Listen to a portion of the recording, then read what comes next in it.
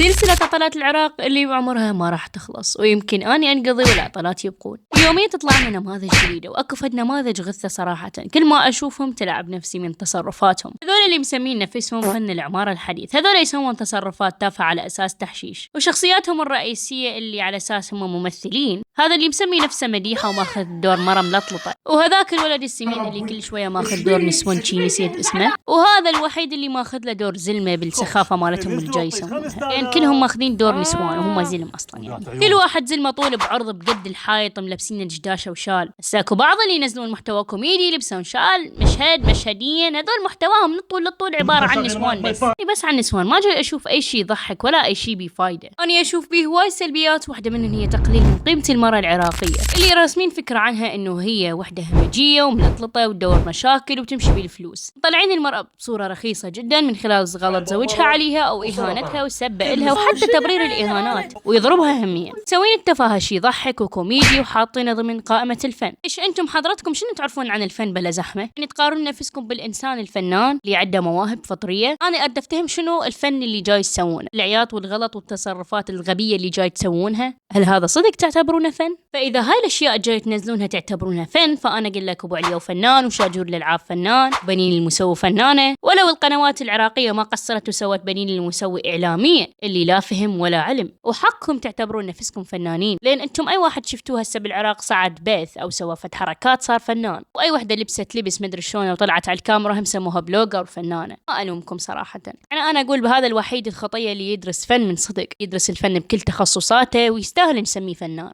او حتى اللي يدرسون تمثيل.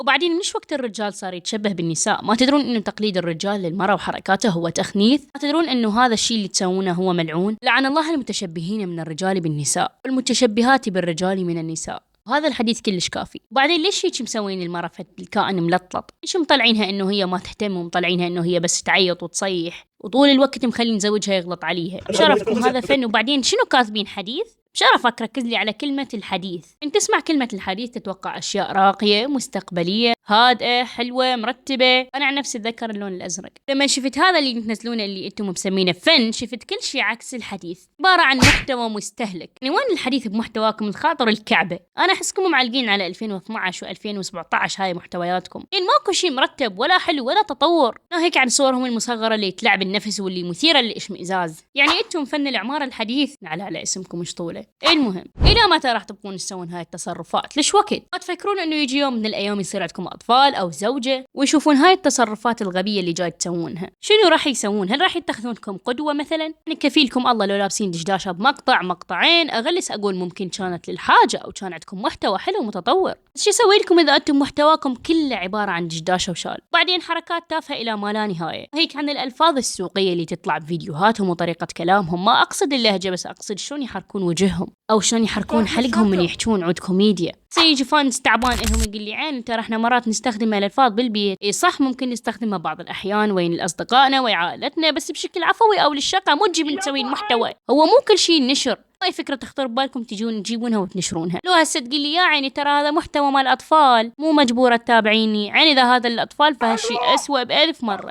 خلي اطفالنا يتابعون هيك حركات، يعني مع احترامي يسب بعض الاحيان اكو صناع محتوى بعض الاحيان يغلطون بفد فكرة او شيء، بس واحد يغلس ليش؟ لان ممكن ايجابياتهم اكثر من سلبياتهم. ثاني جاي ادور فد شيء ايجابي بالمحتوى ما جاي القى. اخي مو قصدي اتنمر ولا اقلل من قيمة كائن من يكون، بس طوروا محتواكم الخاطر الله. أنا أدري البعض راح يقول أنت تتنمرين وما تنتقدين، وهالشي فعلا صار. عزيزي المتابع تعب نفسك شوية وابحث عن التنمر والانتقاد، ثق في نفسك أكثر، وذيك الساعة راح تعرف تفرق بيناتهم، ولا تجي تذب مشاكلك علي. الخاطر دينكم، لا حد يجي يمثل براسي ويسوي نفسه فهيم ويقول لا تنتقدينهم شو عليك بيهم. يعني أنت عايف العضلات وجايني لأن انتقدتهم؟ العقلية هاي بربك. إلى متى احنا نبقى هيك؟ ليش وقت نسمع لهاي النماذج ترسم صورة خاطئة عن بلادنا؟ يعني هسه إذا تذكر العراق قدام بلد ثاني ممكن يتوقع هاي النماذج هي الواجهة الرئيسية مالتنا، وما يدرون انهم يمثلون نفسهم بس. لا، والمشكله هسه في العراق المشكله راسمين صوره عن العماره بهالطريقه، فدائما نقول لا تسمح لهيك اشكال يرسمون صوره مو حلوه عن بلادك، لان الصوره اللي مرسومه عند اغلب العرب كنا نعرفها شنو هي. وجاي احكي لك بشكل عام، ما اقصدهم هم بشكل شخصي.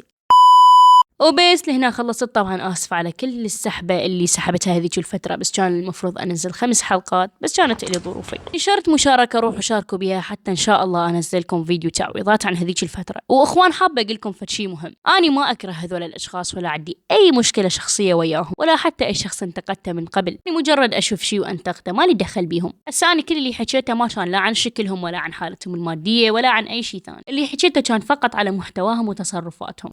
وبس لا تنسون تتابعوني انستا تفاعل هناك. مع السلامة. اي خيا اي قبعه واخذي بنيته قدامك. خيا على كيفك ويا هالبنيه من حقها وبعد تعرفين سنة مال زواج. لا خيا لا، ان هذا المواليد 2005 مفلفلات. شنو يمه؟ انتو وياها تقررون بكيف كان؟ ولا كس وبالوصل؟ اوه تعال على نعمته، كان ثور ما سباق. والله انا ما اتزوج زواج تقليدي، اريد على حب. ماما هذه رواية تشيل